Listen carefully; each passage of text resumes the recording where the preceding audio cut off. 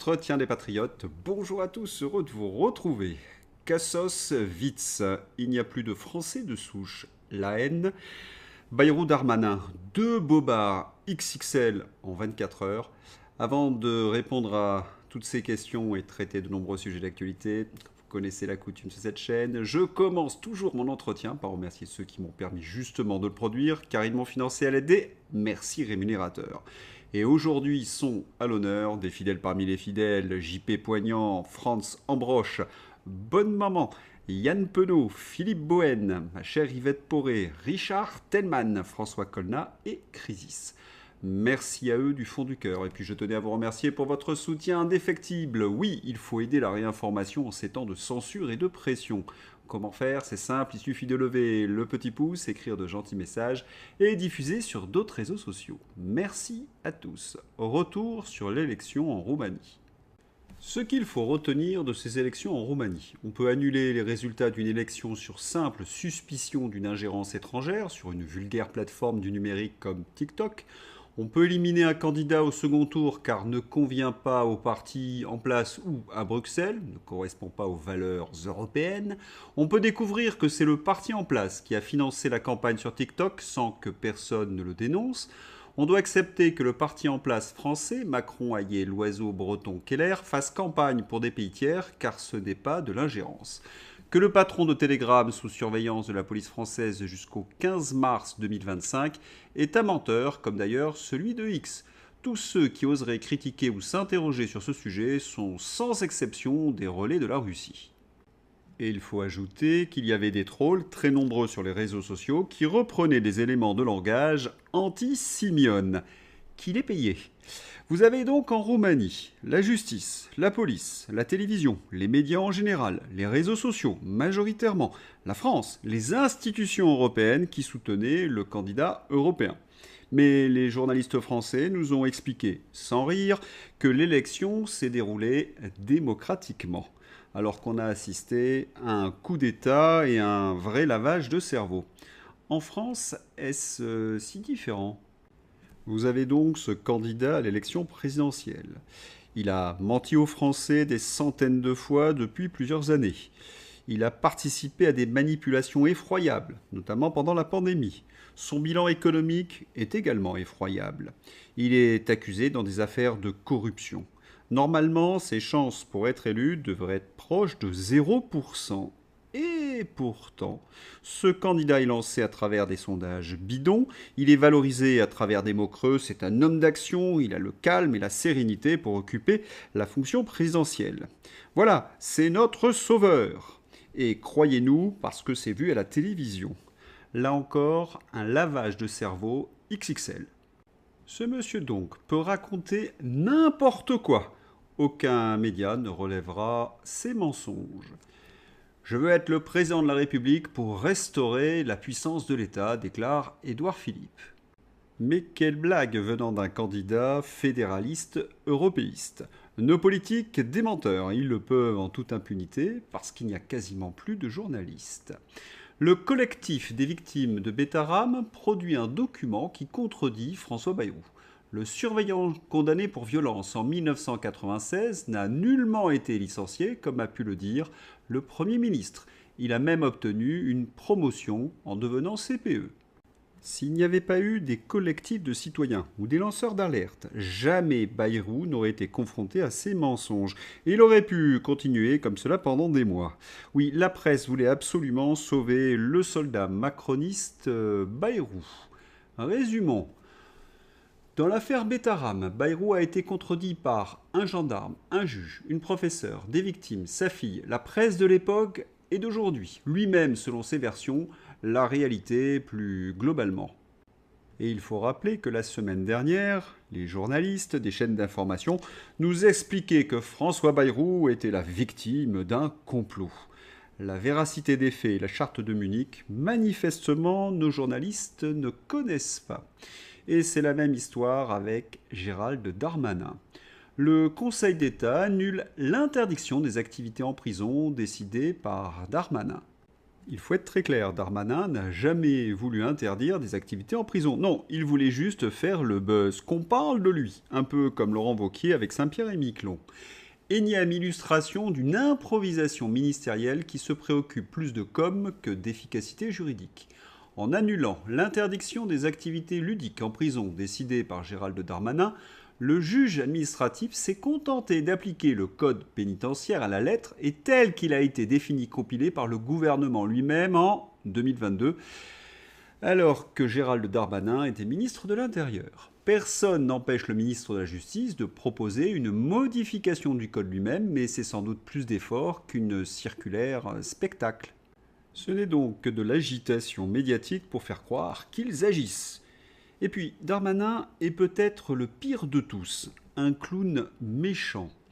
Alerte info, Gérald Darmanin va emprisonner les narcotrafiquants et les islamistes les plus dangereux en plein cœur de la jungle amazonienne en Guyane. Information reprise par le JDD.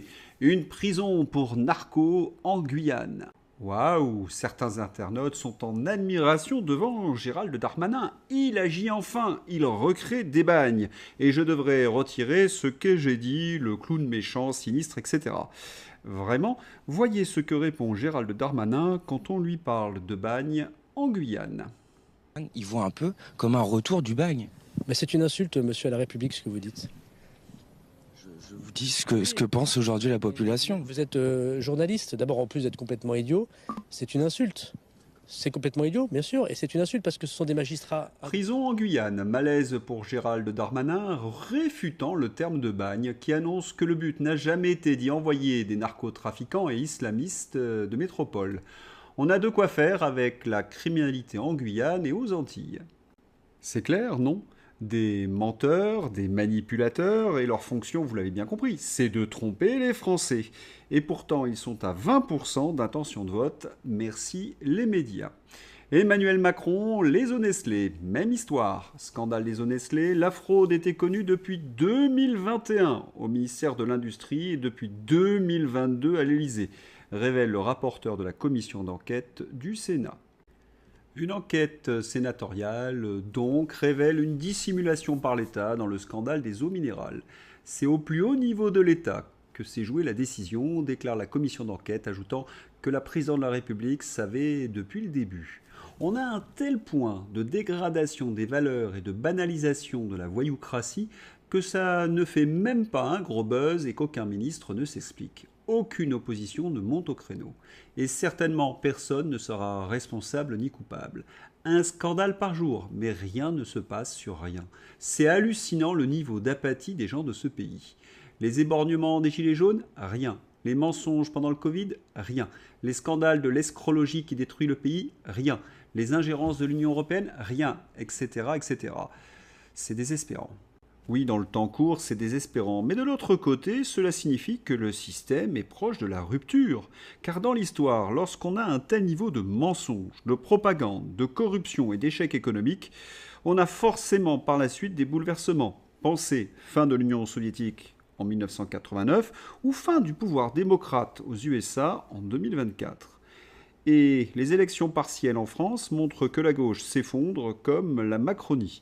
À nous de pousser et de pousser tous ces corrompus vers la sortie. Scandale des eaux minérales, l'enquête sénatoriale révèle une dissimulation volontaire par le gouvernement. Voilà pourquoi Colère ne voulait pas se présenter à la commission d'enquête. Comme pour l'affaire de Betaram, il ne faudra rien lâcher. Mais revenons sur l'échec de Joe Biden pour l'élection de 2024. Lorsque nous avons alerté sur le déclin cognitif de Joe Biden, nous avons été qualifiés de complotistes. Fin 2024, un rapport pourtant nous donnait raison. La dissimulation de la santé de Biden à la Maison-Blanche révélée au grand jour dans un rapport explosif. Joe était sénile dès le premier jour de la présidence. Une enquête explosive menée par le Wall Street Journal a révélé une vaste dissimulation délibérée qui a duré des années et qui a également vu l'administration harceler ceux qui ont osé prétendre que les capacités de Biden s'étaient détériorées depuis qu'il était vice-président de Barack Obama. En bon français, cette dissimulation s'appelle un complot. Bel exemple d'inversion accusatoire. Coucou Rudy. Aujourd'hui, un livre raconte ce complot mondial. Complotisme. C'est que depuis 2023, l'état chancelant du président était déjà une évidence au sein même de la Maison-Blanche. Mais ses collaborateurs, ses proches, sa famille ont finalement orchestré une campagne de dissimulation qui, en cherchant à protéger Joe Biden, a finalement conduit le Parti démocrate à sa perte en novembre dernier. Résume le duo dans Péché originel, le déclin du président Biden, sa dissimulation et son choix désastreux de se représenter. Le livre est commenté en toute décontraction, oui, ce livre Le Péché originel, par ceux qui ont participé activement à ce complot, comme les journalistes de LCI. 24 heures Pujadas, Biden, le scandale d'État, le parti pris international d'Amnous Shalmani. Comme d'habitude, journalistes et médias tombent de l'armoire après avoir traité tous ceux qui étaient lucides, et le disaient, depuis des années, de complotistes et les avoir traînés dans la boue. Comme d'habitude, ils ont participé à la désinformation officielle pour ensuite expliquer ce qu'on savait déjà, ce qui était l'évidence avec des yeux ronds. Comme sur toutes les crises récentes. Respectueusement, quand allez-vous faire un vrai mea culpa et changer de méthode? N'avez-vous plus de conscience? Pourquoi plus personne ne respecte la charte de Munich? La réponse est facile, parce que leur vrai métier, c'est de désinformer. C'est évident, non? Alors les Français trompés ont tendance à manifester profession après profession. Aujourd'hui, c'est le retour des agriculteurs et des taxis. Très puissants ce jour, les agriculteurs en colère et les taxis ensemble dans la lutte pour sauver leur boulot et pour la France. Sur les autoroutes, face à la Macronie et l'Union européenne. Vidéo qu'on aimerait voir beaucoup plus souvent. Oui, pour se débarrasser de cette caste européiste, il faudrait retrouver le goût de la fraternité et le sens du combat politique. En direct du Loir-et-Cher, la coordination rurale a rejoint la mobilisation des taxis. Deux secteurs différents, mais une même résistance pour la survie de nos métiers. Belle solidarité pour faire entendre nos voix et défendre la reconnaissance de notre travail. Autre moyen, mais tout aussi complémentaire, la pétition pour la destitution d'Emmanuel Macron. Demande de destitution du président de la République Emmanuel Macron en vertu de l'article 68 de la Constitution. Déjà 28 000 signatures. Le lien, bien évidemment, dans la description. Et il ne faut surtout pas rester les bras croisés, sinon on va devoir subir cette même comédie, ce même cirque, ces mêmes mensonges, cette politique réduite à de la com creuse, comme Choose France. I like Choose France. Il y a un malentendu, c'est Chose France. Encore une fois, le poudré à tort. À vendre donc, Macron nous parle d'un immense succès de Chose France. Voici les vrais chiffres de cette mascarade. Ça dégringole, le nombre d'emplois créés est malheureusement très faible. Comme je disais il y a un instant, ce n'est que de la communication. Le banquier d'affaires Marc Fiorentino l'affirme. Avec Chose France, Macron transforme la France en salle de réception géante. Versailles, tapis rouge, photos avec des PDG, pendant que les PME crèvent et que l'économie s'effondre. Et qui sont les responsables? Pas seulement la Macronie, il y a également les députés. Regardez à quoi ressemble l'hémicycle sur les débats pour la loi sur la fin de vie. La chaîne parlementaire n'a publié aucune intervention sur X aujourd'hui du débat sur la fin de vie. Pour cause d'absentéisme. 111 députés sur 577 ont adopté un texte gravissime et crucial. Ils sont censés être les élus et les représentants de la nation, qui ne se revendiquent plus jamais d'une quelconque représentation nationale. Et ces députés descendent chaque jour un peu plus dans l'infamie. Après le Covid, la loi sur la fin de vie. Alerte info, l'Assemblée nationale vient de rejeter un amendement qui empêche l'application de la fin de vie aux personnes atteintes de déficience intellectuelle. La honte, cette Assemblée, relayée. Je rappelle que la dernière fois que ce type d'amendement a été mis en place, c'était pendant les heures les plus sombres de notre histoire. Et ces lois furent imposées par un petit moustachu à croix bizarre. Oui, c'est le temps d'agir. Fin de vie, l'Église de France incite les fidèles à interpeller leurs parlementaires. Très belle initiative. Et pendant ce temps-là, dans l'éducation nationale, dans cet article sur la crise du recrutement, Des enseignants, les auteurs citent le chiffre de 0,7 candidats pour un poste dans les académies de Versailles et de Créteil. À terme, l'éducation nationale, c'est fini. L'immigration et la racaillisation l'ont tué. Et sur les plateaux de télévision, nous avons ça. Les extrêmes droites européennes viennent saper nos démocraties.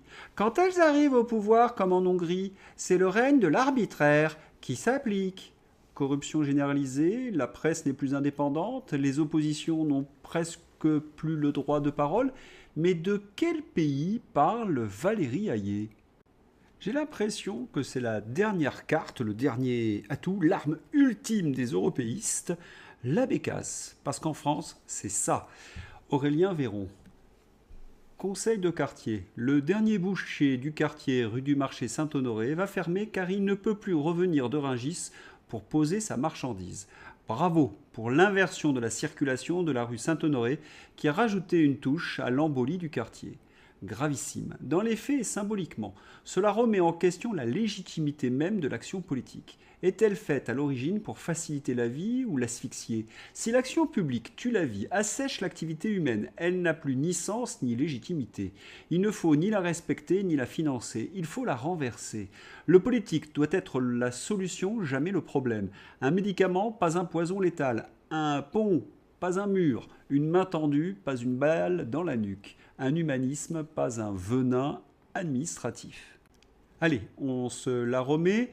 Les extrêmes droites européennes viennent saper nos démocraties. Quand elles arrivent au pouvoir comme en Hongrie, c'est le règne de l'arbitraire qui l'applique. Oui, elles parlent de la Macronie en fait. Fin de vie. Les riches auront les soins, les pauvres, la fin de vie. Ça va faire comme les ZFE, Philippe de Villiers. Allez, encore un petit coup. Quand elles arrivent au pouvoir comme en Hongrie, c'est le règne de l'arbitraire qui s'applique. Pavel Durov. Alerte Info, le patron de Telegram persiste et signe et confirme que les services de renseignement français l'ont rencontré pour évoquer la Roumanie, la Moldavie et l'Ukraine. Cette affaire devrait faire la une des médias tellement que c'est un scandale, mais toujours silence radio de la part du système. Ou si, pour accuser Pavel Durov d'être un agent du Kremlin.